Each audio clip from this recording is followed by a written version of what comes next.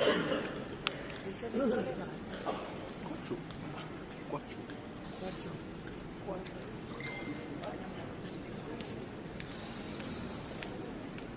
It's with you too?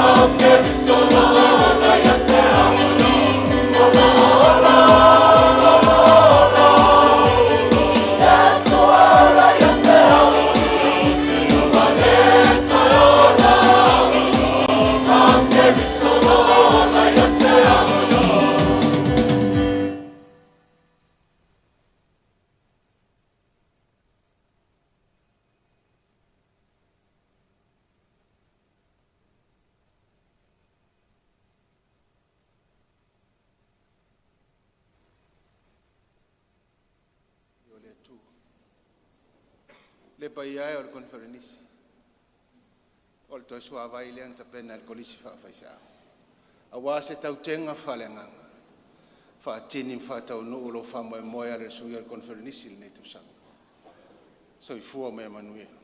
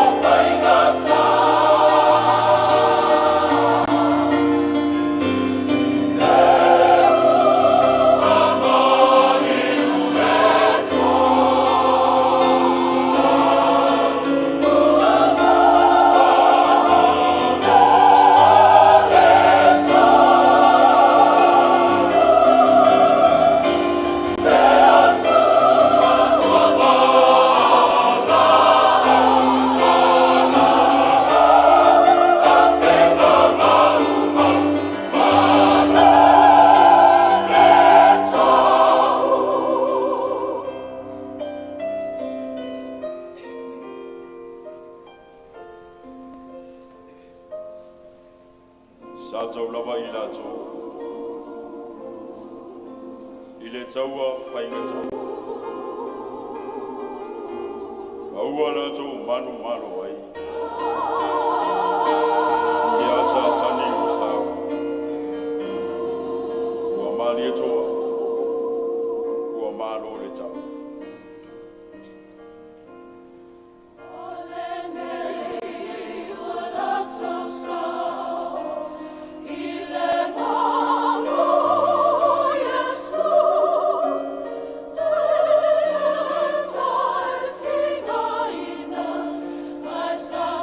Feel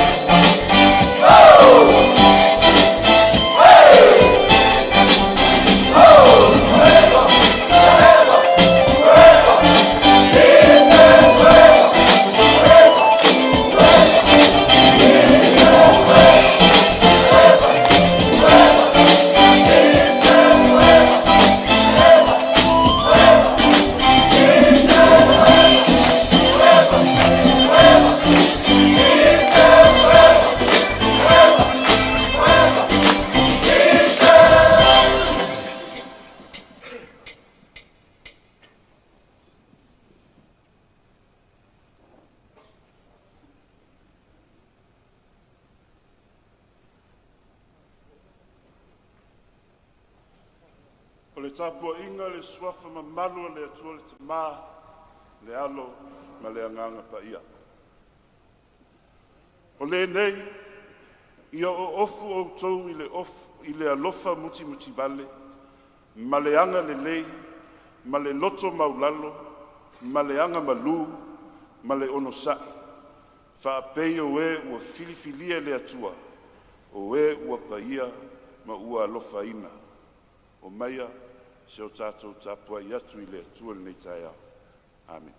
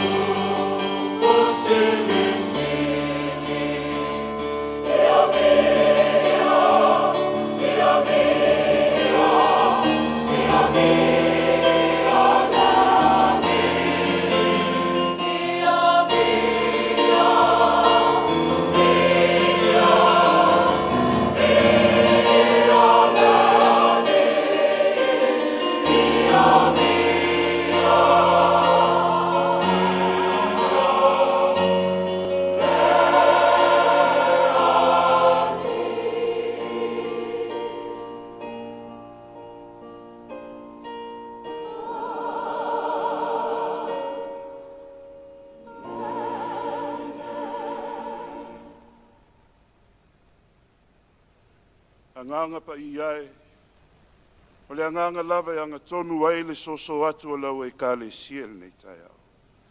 I le avatele ma le whaalo alo lava e tau ai mātou te ole atu I lau a fionga, a fio mai.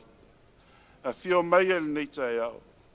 Se ie loto lotoi whaatasi ma lau e kāle sia, I o mātou nei loto, I o mātou nei mafaufau, I o mātou anganga. Ma ia mawhaia I o na mātou Whaia le nei tapua inga I le ato toa ma le whaamaoni lava. Iesu ke riso le alii ma le mātou whaola ua mātou wole matatalo atu ai nei. Amen. Nā tātou vi atu I le atua le vi inga ua saunia le awhai pesi.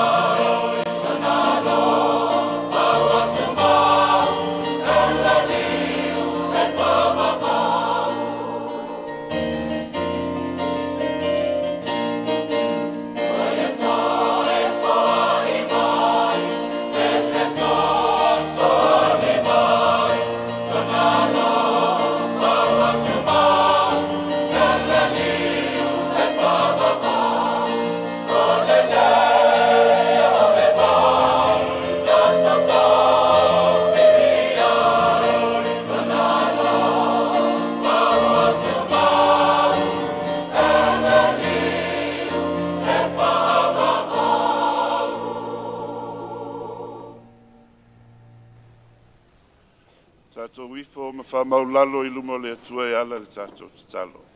Se o tātou te talo.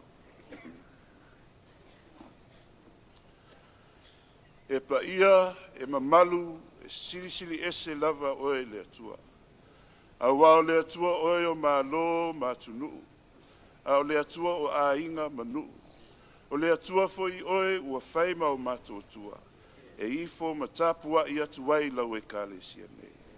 O la le fatu pese o lo matou olo oe, o le lafitanga oe, o le papa oe, o lo matou malu oe I teimi uma.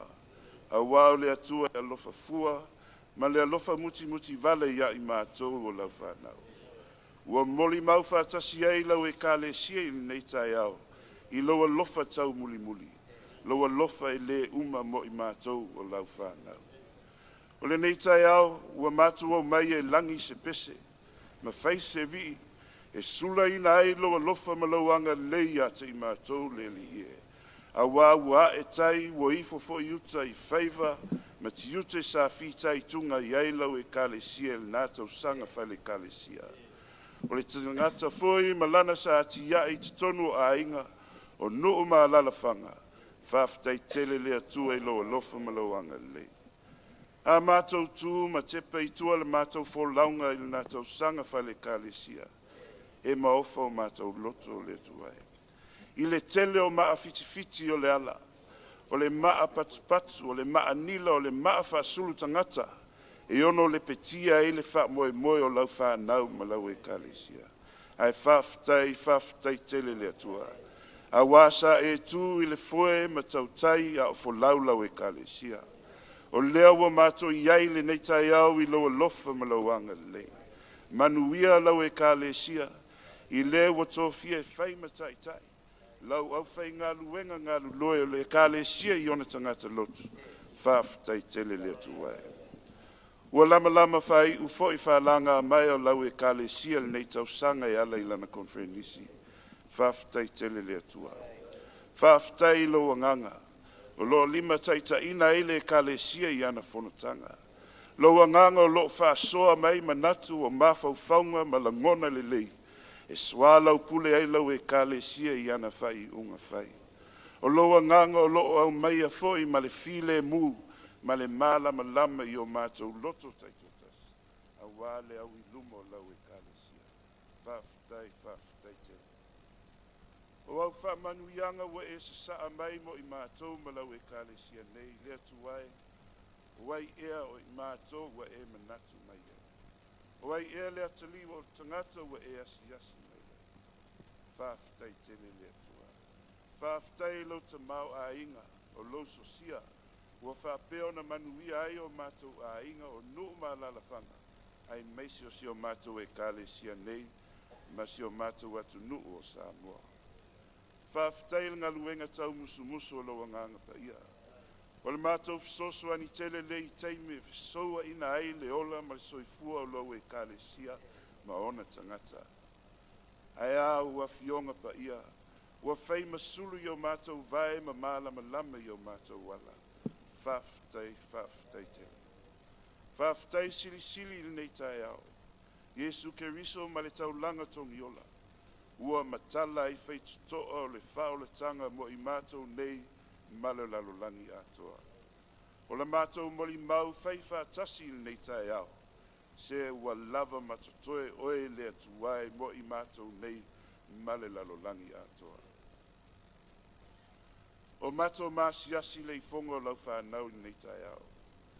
Langona lava lo mātou whatau waa. A wā mātou te tali tonu o mātou o tangata sise. Le atuai wha mole. Ia lofa wha maa ngalo le tapua inga lau e kālesia le nei tai au. Tele mea ua mātou whaia le atuai, ua mātou fuli tuai I loa lofa. E iei foi mea ua mātou whaia le tusa ma lau fina ngalo. Wha maa ngalo I lau e kālesia nei. I ona tai, o lau au whai ngaluenga ngalulue, tangata lotu se I o lava I o mātou whana. Afe noa lau fina ngalo, wha ngalo I mātou umalava. Wha ngalo le mātou le ilo na whaatino o lau fe au malangaru mepna. Wha ngalo so mātou le wha maoni, tiu te mawhaiva wa e tofi mai mātou te ngā luloi ai. Whamā ngalo i o mātou se ua mātou whaia ma le mauti noa ma le leiloa. Ua mātou te talo lo mātou atua, awa le tamai. O le toto lavo Iesu Keriso na malingi lungo le sa tauru. E wha ma wha ngalo ina ai ni o mātou se mani wha le tonu o lau wha nau ma lau e kalesia. Lea tuai, ua mātou wala au i ate oe. Ia e alofa ma wha manuia e lau e kalesia nei, ma le usuia o konferenisi le nei tausanga. Mātou te tau tino ma le anganga ma o lalo. Mātou te manao nia pea lau fisosuana. E lea i se poto ma se mālosi o lau e kalesia le atua. Ai mātou te talitonu, ua lava lau mālosi e whatu atua i ai lau e kalesia ma ona tangata. Lea li ie mātou te talo. O i lātou uma o loo mo o mia lau fisosuani i so se nofoanga. A apa atu i ai o a aoanga le lei. Alofangia e o tonu o so se a ai o sulfa inga. O ai e o saisaitia lea tuwae whasa o loto i lātou. Mātou te talo lo mātou tama. O ai e o whanua noa ono o lau vala aupa ia. Wha ma whana e lau anganga. O le mole mauina o lau fina ngalo i nei tae au. I alu ma le mana le tuwae le fe au mole mau. O la mātou te talo. A mātou whaitau ia ua fionga pa ia le nei tae au. Wha ma lama mai e lau anganga. Lau fina ngalo mo i mātou ma lau e kalesia. A mātou moli mau i se upu. O mātou lava o au na vai. Fe soso ani mai. O le mātou te talo le ala atu ia Iesu Keriso le alii ma le whaola. Ua mātou wole ma te talo atu ai nei. Amen. Lo mātou te mai o lani. Ia lo suafu.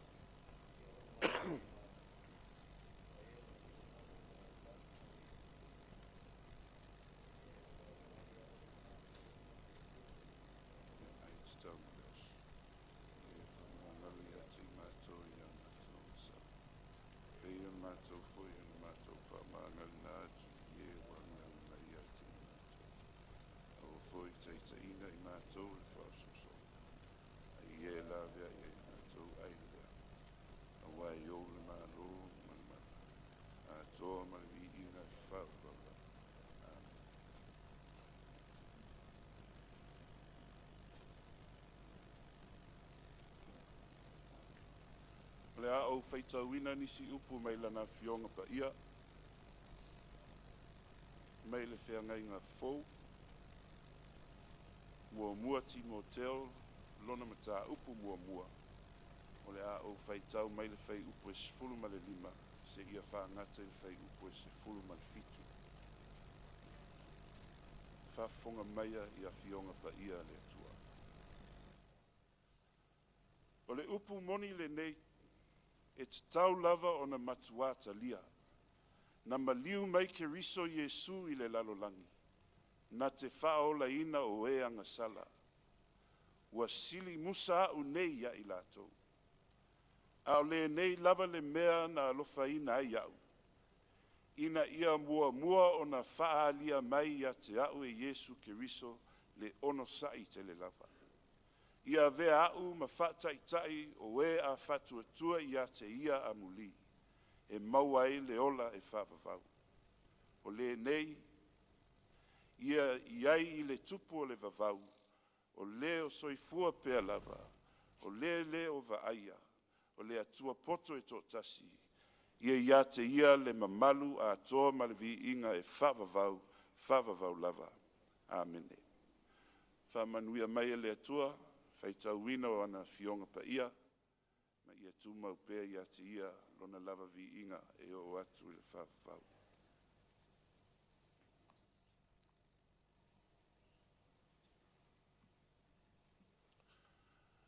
O le upu e fia whata ua mai le tātou tusi whaitau le nei tai au.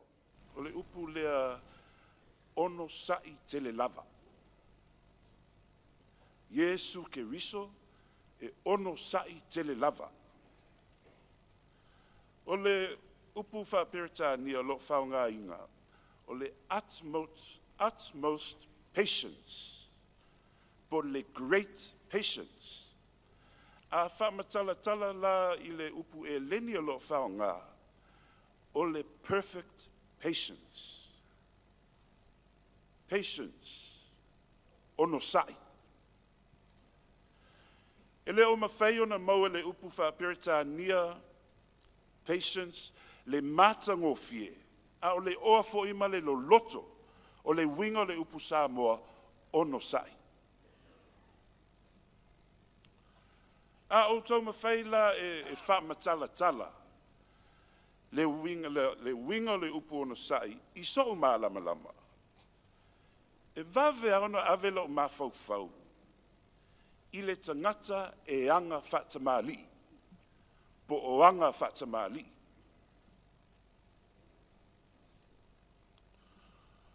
O anga whatamali, o anga e le so ona ngau ia, e le maa ita, e le so ona tapisa fo I ma mita vale. O anga whatamali, e whaalia I le tō wha ma le moe a le toe ina po le lomatua. O anga whatamali, e loto maua lalo ma anga malu. A wā o anga e whaavae I le alofa ma le ami o tonu. O anga whatamali, o anga o le tangata e loa ono sai. A wā e sacrifice, ona la ngona, ma ona mana onga, ina ia maua se manuia. O lona winga la, o le tangata e anga whatamali, e le sai ngō fie. Ai o ono, e o ono I ti ngā mawhainga tā. O le o ono whatamali, e whaapale pale, e tuuawa noa, e le vave. O le o ono whatamali, e va aima mao, a wā se manuia mo le ainga. O le o ono e ata ngia ai le tō whā, e le taia ngō fie. Ai wha malu, ma whetutu nai, ono le alofa. O le atala lea Iesu, la e vali e Paulo, I totonu o le tatou tusi leo Timoteo, le o ono whaatamali I o Iesu. Perfect patience. Le ono sai e perfect, e sili ona atotoa. Tele talo le tuspa ia, e atangia ele ono sai, ma le o ono whatamali. O iopu, tātou mālama I le tala. Ave e sea umalana ta mau a inga. O mea tō tino, o lona soifua malo lo wina, ua o fo I lona a inga, ave ese uma. O le whaatalitali ma le ono sai o apera amo I sona tali. E tusa ma le wha taunu uwina o le valo anga le atua. O lo tala noa fo I a kopo I lona tusi. O lo maua fo I le whata oto. Whai mai. E sili le ua ngese I le ita. I le ua malosi. E sili fo I le ua pule I lona loto. I le na te a ea le ai. Au le ata sili o le ono sai. E maua I le atua e ala ia Iesu. O le o ono whatamali o le atua. Na ia au wina mai yailo na tali I pele to tasi I le lalolangi e whaaola I le tangata angasala. Ua matua I lai loa Iesu. Le alo le atua. I le whainga o ia e tangata. Ona lava tangata. Lana whanau. Na matuai fuli tua le tangata I le atua. A ua ola I le angasala. Ua fia e ai le angasala. Ma wha tupu le anga. E le isai ai le atua. Aina o ono I le ti ngā. Ma le a ala. O mea lo whaia le tangata I ate ia. I le tātou tusi na whaitau wina. Na tau tino Paulo I lona atali I whaalea ngango Timoteo. Na sili musa ia I tangata angasala. A wana solo mua ia te ia le tau whaifai le atua. Na solo mua ia te ia le whaasau wā ma le whaatau tala I le ola ma soifua o tangata o le atua. Ai ui lea. I le mātu ia o mea Paulo sa whai I le atua ma tangata o le atua. Le o ono whatamā li I o le atua, ono le alofa tūnoa. Na whina ngalo ai le atua, e whaa o ngā Paulo. Le tangata sa whai ma whatau te I le atua, e whai mo na toa ma lana upenga, e na te wha tupu ai le mā lo le atua I le lalulangi. Ia whai Paulo, ma whaalinga, ma whataitainga, I le o ono whatamā lii o le atua. O le mea lo tupu I e feso I le taimi lea, ua whau lalai, tangata ese ma lato aoa onga ma tala inga se, ua tatai atu wai, ma nisi o le au kerisiano I to tonu o e feso, ua mau ai fo I ola o nisi o le kālesia. O awa onga ua wha mau ai ma whao ngā se ai le ta mau a inga a le kālesia kerisiano. Whai mai Paulo I lona atali ia e sola ese mai mea. Awa fo ine e popole fua I nā meo tupe a ia e onosai. Ia e lava papale.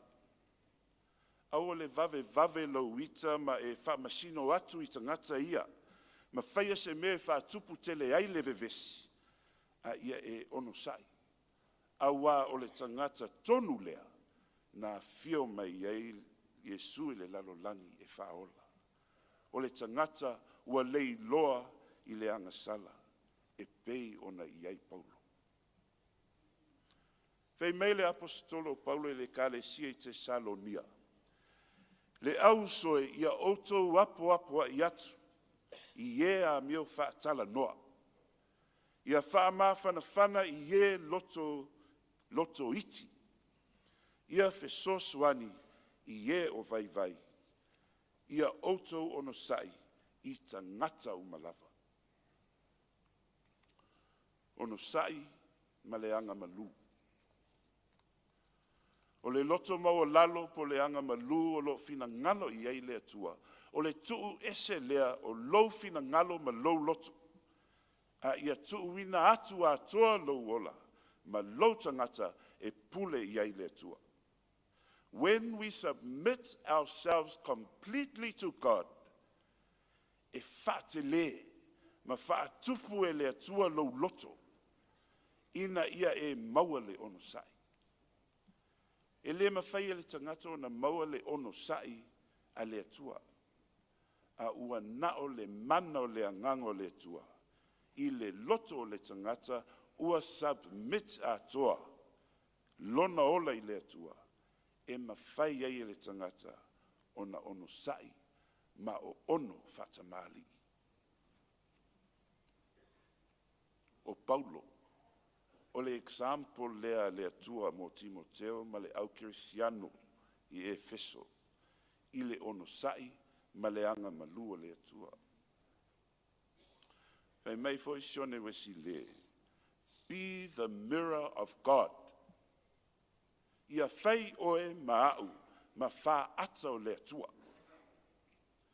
Tātou te fai loa ma whaali iai le lalolangi, le ami o tonu o le atua, le alofa o le atua, le wha maoni I le atua, I lona ono sai, ma lona anga malu. Le kāle si ai le tai au. O le fe au o le tusi a Paulo, I lona ata li I wha le anganga. O oe le tangata o le atuai, ia aua ne I wha tō sina ngō fie. ia mau pea le to vai. O le ata le na o le tangata e ono sai. O le tangata e anga malu. O le tangata ua matua le fatua tua, ma mausa lilo na fa moe moe le atua. O le lalo langi o lo tato uola ai, e tumu i me fato sina e le tangata.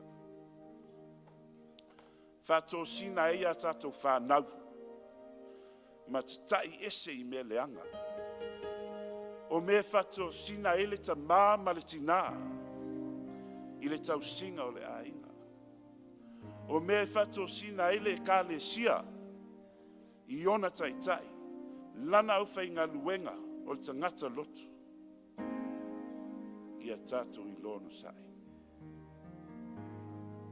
Aua le vave le ita, ma le wha masino. Ai ia maua le loto anga malu, ina ia mau ai pea le alofa, ma le tō wha, ma whautanga. E iei le taimi o le atua, o tātou, tau lavo le lulu. Tau lavo le lulu. E iei le taimi, e whaalia e le ami o tonu o le atua. O ati ngā, whainga tāma mawhitianga e whaima ma se i lou wola, ma lou wola tau tua i a tātou ono sai. Tuu i le atua, ma le loto ono sai, ma le mauti noa, o le mana o le angango le atua, tātou te mawhai ai o na tali atu, i meo lo whato sina ai le va ai, ma lo tātou wola whato atua. Sa tau mawhai le au Fariseo, e whato sina Yesu i tu la fono. Aina ono sa i lava Yesu i le ti ngā ma le matu iao lato wa mio. Le o ono whata maali o Yesu na malingi ai ono loi mata ono le alofa i lana whanau. Le o ono whata maali o Yesu i le sasa malita. Le o ono whata maali o Yesu i le pale matu i tui na tui lona au. Le o ono whata maali o Yesu na tuia ai ona a au i whao ma maliu wai le sātau. Le o ono whata maali i leo Yesu ua tātou wola ai. Ua tātou wha longo longo i le neva yasu. I le wha soa le au whainga luenga. I le au tū o le konferenisi. A o oe le tangato le tuwai. Ia whai lea ma tātou anawa tau. I le nei tau sanga faufa le kalesia. Tātou te tau ai le tau le leimo le tua. A o oe le e kalesia o le tuwai. O le e kalesia o le sola anga wha le anganga. O le e kalesia e a mio atua ma a mio tonu. O le valu sanga e tino lona fatua tua i le alofa. A o oe le kalesia o le atuai. O le kalesia e o ono fatamali. I lona ono sai ma lona anga malu.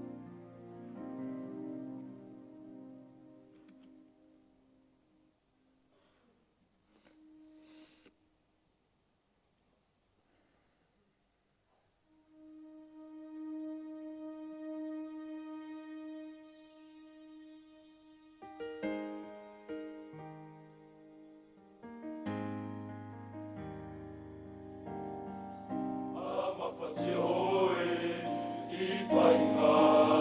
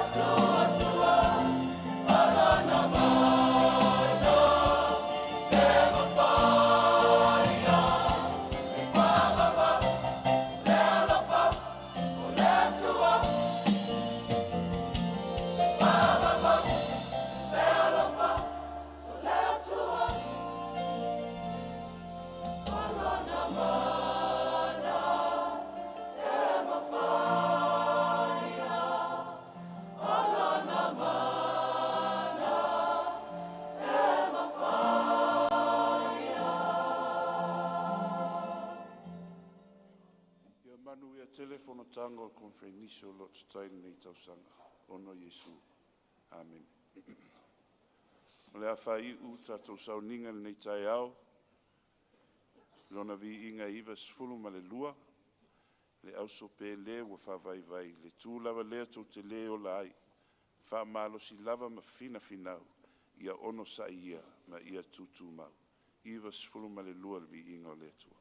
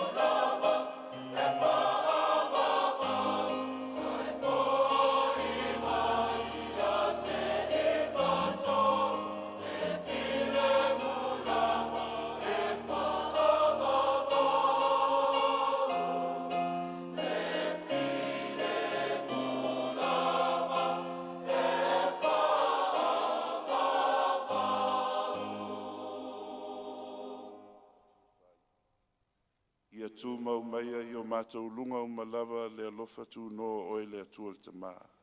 Le file mu ma le manuia lo walo pele o Yesu Keriso. Le mafutanga whaifai pea ma lo anganga pa ia nei e o i le whawavau lava. Amen.